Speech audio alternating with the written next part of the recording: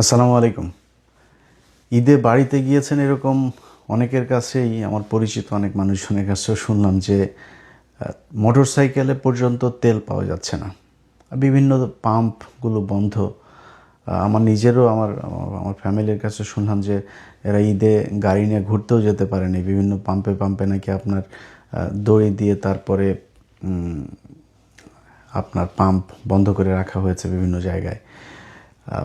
দু একদিনের ভিতরে হয়তো পরিস্থিতি আরও ভয়ানক হতে পারে, হয়তো একেবারে তেল পাওয়াই যাবে না, এরকম পরিস্থিতিও হওয়ার আশঙ্কা তৈরি হয়েছে।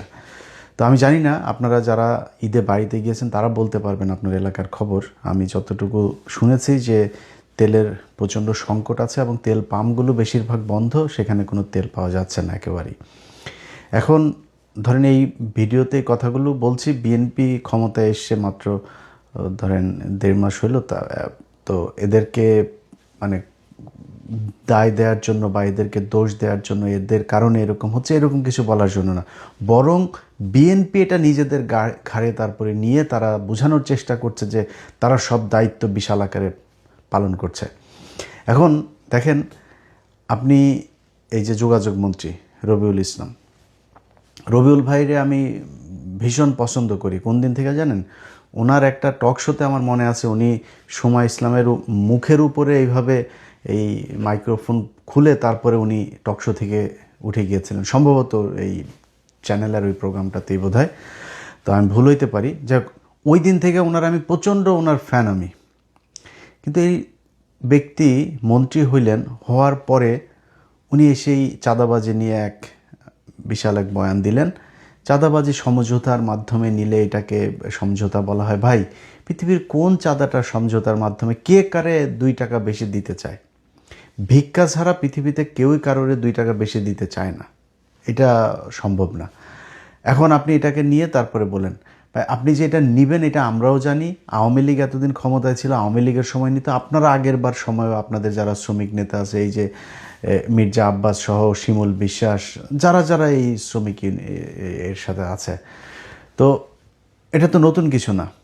কিন্তু আপনার এটারে বলতে হবে কেন যে না ভাই এটা চাঁদা না, চাঁদা এটা নিলে এরকম হইলে চাঁদা, এরকম হইলে চাঁদা না? এটা বলে নিজের ঘাড়ে নিয়ে আসলেন।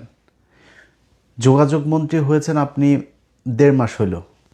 আপনি মানুষের কাছে সময় চাইতে পারতেন যে ভাই আমরা ক্ষমতায় এসছি মাত্র, আমাদেরকে একটু সময় দেন, একটা ঈদ অন্তত সময় দেন, পরের ঈদে আপনাদের এই ভোগান্তিগুলো যা যা হয়েছে এগুলো আমরা ঠিক করে নিব।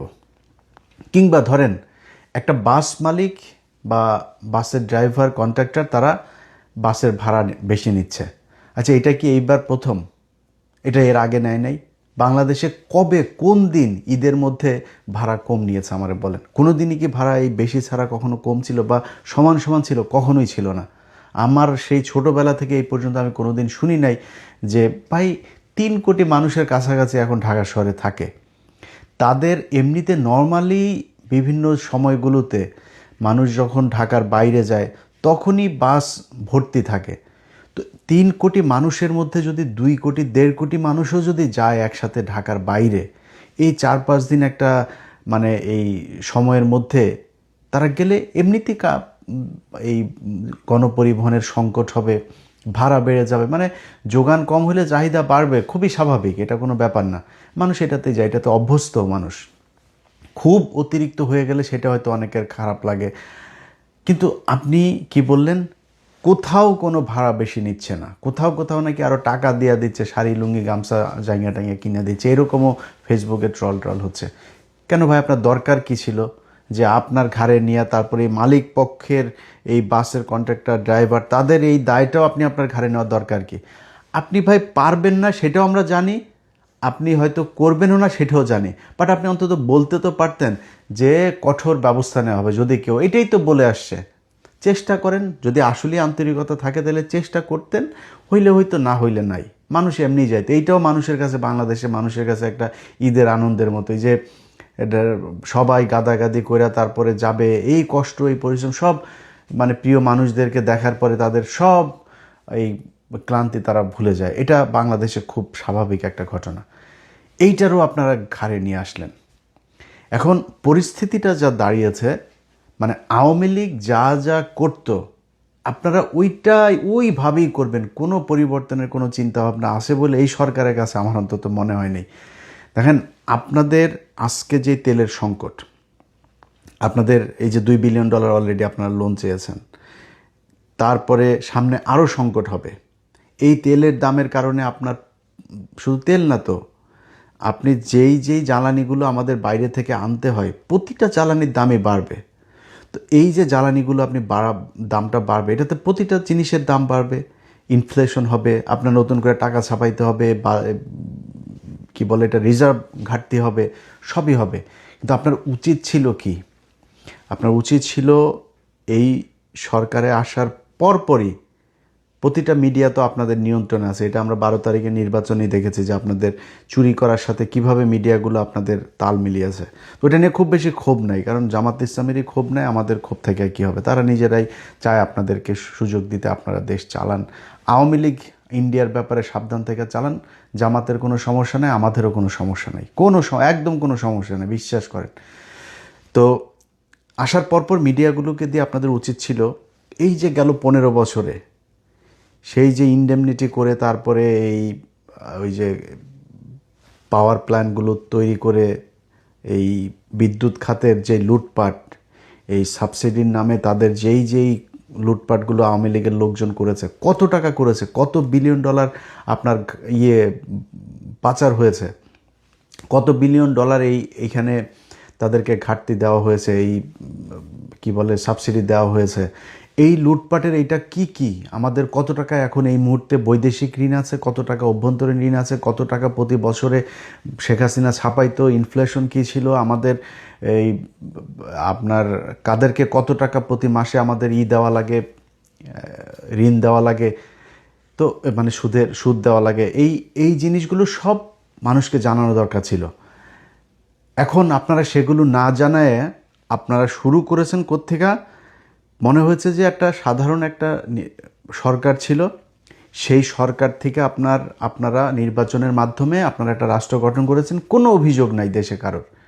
আরে ভাই, আপনি যত কিছুই বুঝান, এখন এই মুহূর্তে একটা মানুষকে, বাংলাদেশের মানুষকে মনে করেন 15 বছর পরে কেউ যদি দেশে যায় থাকে, বা 10 বছর পরে দেশে যায় থাকে, তারা যদি আপনি ঢাকা থেকে বাসে করে, একটা গাড়িতে করে যদি ছেড়ে দেন, সে যদি বরিশালে যায়, সে দেখবে খালি উন্নয়ন আর উন্নয়ন।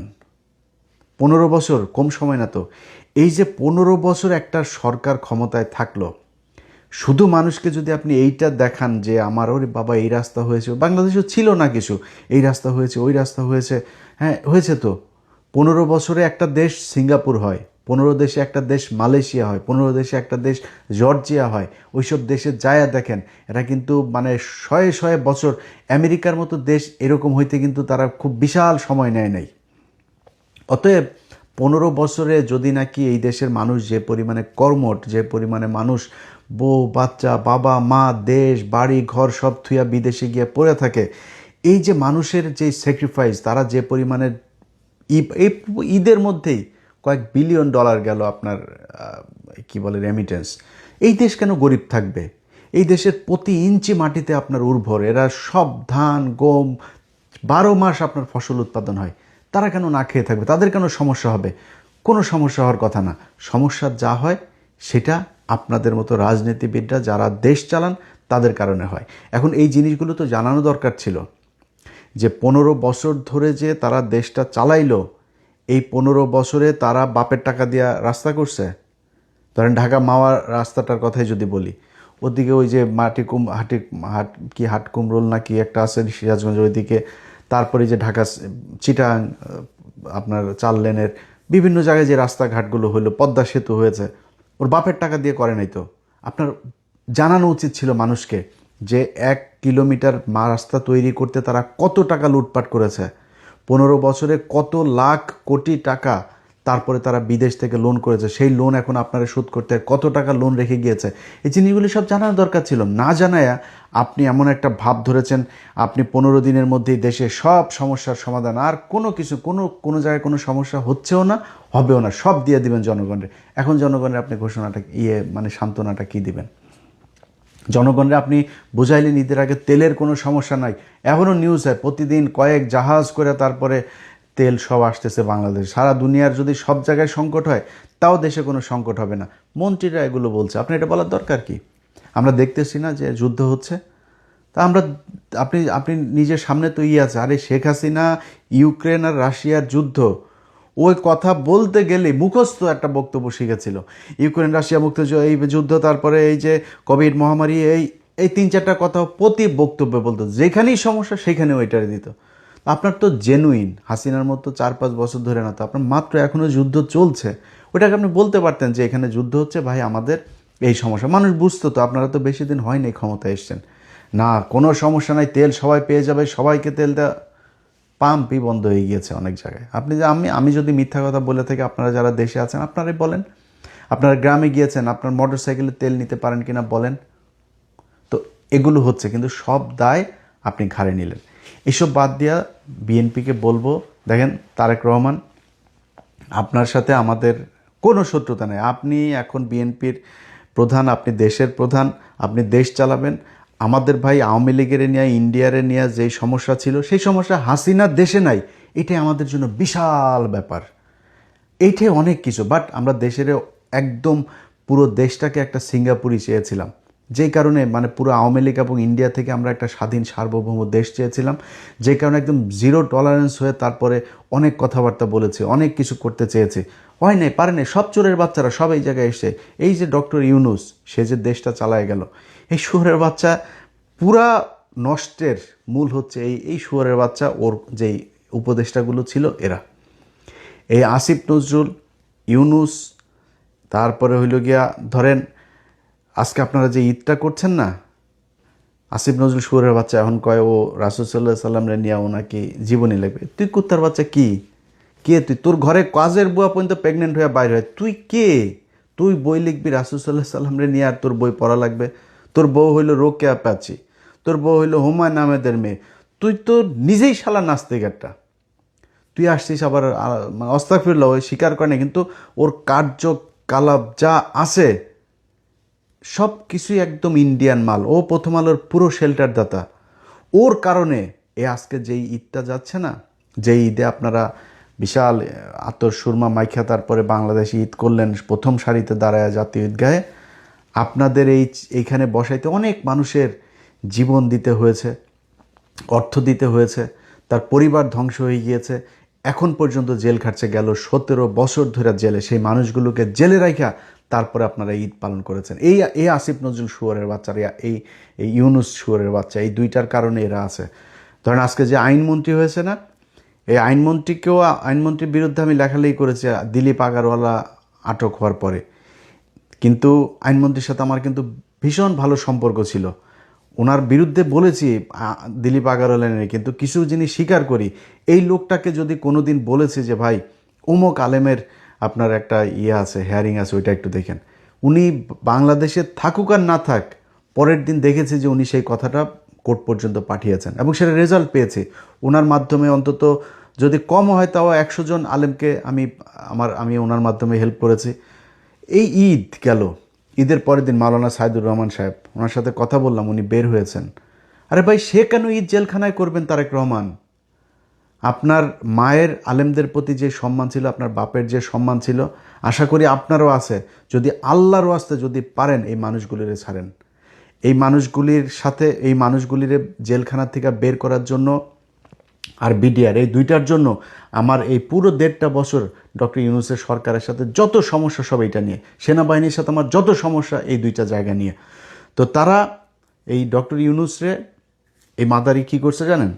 ওই কিছু হইলে ওই আমেরিকান অ্যাম্বাসিরে দিয়া এই আকাম কুকাম করাইতো, এই যে আলেমগুলোর ব্যাপারে। একটা আলেম ছাড়া হয়, একটা আলেম ছাড়লেই তারপরে কি করে, আমেরিকান অ্যাম্বাসি আপনার ওই আইন মন্ত্রণালয়ে ফোন করে, অমুক এজেন্সিরে ফোন করে।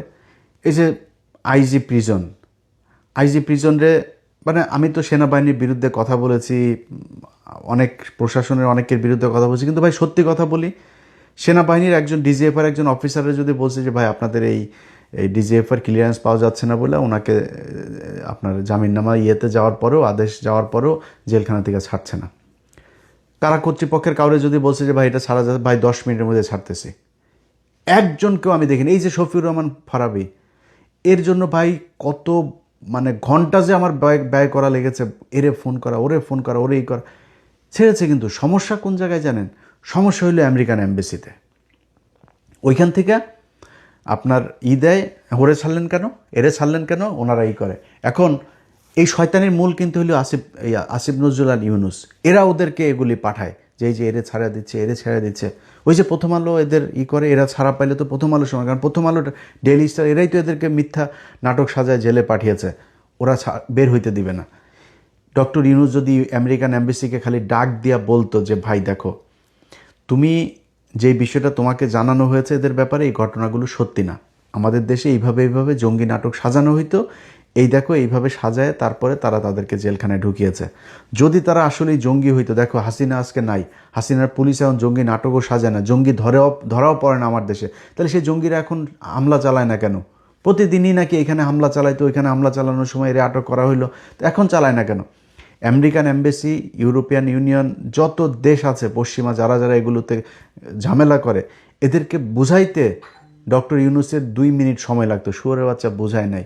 শুয়োরের বাচ্চা করছে কি, ওর ওই ম্যান পাওয়ার ব্যবসারও ওই লাইসেন্স নিছে। আরও আকাম কুকাম যেগুলো করছে, এগুলো তো আপনারা এখন পত্র পত্রিকায় দেখছেন, এগুলো সে করেছে। কিন্তু এই দেশের আলেমগুলোর সে ছেড়ে যেতে পারে নাই, এই দেশের বিডিআরগুলোর সে ছেড়ে যেতে পারে নাই। আসিফ নজরুল, ডক্টর ইউনুস, সারা জীবন আল্লাহর কাছে এটার জবাব দেওয়া যাইতে হবে। আমি বিশ্বাস করি তোরা যেখানে যাবি সেখানে অপমানিত হবি, লাঞ্ছিত হবি, জুতা খাবি, বাংলাদেশের মানুষের সামনে তোরা আসতে পারবি না। যেখানে যাবো ওইখানেই অপমানিত হবে, ওইখানেই তোরা কোনো না কোনোভাবে অপমানিত হবে। কদাচিৎ 2-1 জায়গা থেকে ভালোভাবে বের হইতে পারবি। তোদের এই গেল 1.5 বছর যত অনিয়ম, যত ব্যর্থতা, জুলাই সনদ নিয়ে এখন তারা পারাপারি করে। আরে বেটা, তোরা যাওয়ার আগে করে দিয়ে যাস নাই কেন? তোরা করার পরপর তোদের তো উচিত ছিল দিন রাত না খায়া তারপরে জুলাই সনদে 3 মাসের মধ্যে শেষ করে। তোদের পিছনে বাংলাদেশে আমি নিজে ভিডিও বানিয়েছি, ডক্টর ইউনুসকে 20 বছর চাই, 100 বছর, যতদিন ইচ্ছা, এগুলো আমি বলেছি আমার ভিডিওতে। তোদের উপরে এই বিশ্বাস আমরা করেছিলাম, কিন্তু তোরা সেই বিশ্বাসের মর্যাদা না রাখা নিজেদের পকেট ভরেছিস, ইন্ডিয়ার হয়ে কাজ করেছিস, প্রথম আলোর হয়ে কাজ করেছিস, এটা তোরা করেছিস। তোদের এই লাঞ্ছনা সারা জীবন পেয়ে যেতে হবে। তো যাই হোক, এগুলো তারেক রহমান, আপনার কাছে অনুরোধ থাকবে, একটা ঈদ তো গেল আপনার, সামনে আরেকটা ঈদ, ওই ঈদের আগে পিলখানার হত্যাকাণ্ড নিয়ে যারা আসল ক্রিমিনাল সেনাবাহিনীর অফিসারদেরকে ধরেন, তারপরে যেই ইয়েটা হয়েছে, ওই স্বাধীন তদন্ত কমিশনের যে রিপোর্টটা হয়েছে, ওই রিপোর্টের অনুযায়ী কাজ করেন, সব পেয়ে যাবেন, সব কিছু পেয়ে যাবেন, সেইখানে আছে। তো এই মানুষগুলোরে ছেড়ে দিয়েন। আর আরেকটা জিনিস হয়েছে যে ভাই, সব কিছু নিজের ঘাড়ে নিতে যায় না। নিজের ঘাড়ে নিতে গেলে এইরকম মানুষরে, সে আওয়ামী লীগের মতো বলবেন একটা মানুষ বিশ্বাস করবে না, কোনো কথাই বিশ্বাস করবে না। এই যে এখন বলছেন দেশে জ্বালানির কোনো সংকট নাই, এই নেই ওই নেই, মানুষ পাম্পে গেলে তেল পায় না, এটাই বাস্তবতা। তো এই জিনিসগুলোই বলার জন্য আজকের ভিডিওতে এসেছিলাম, এবং সবাইকে ঈদ মোবারক, আল্লাহ হাফেজ।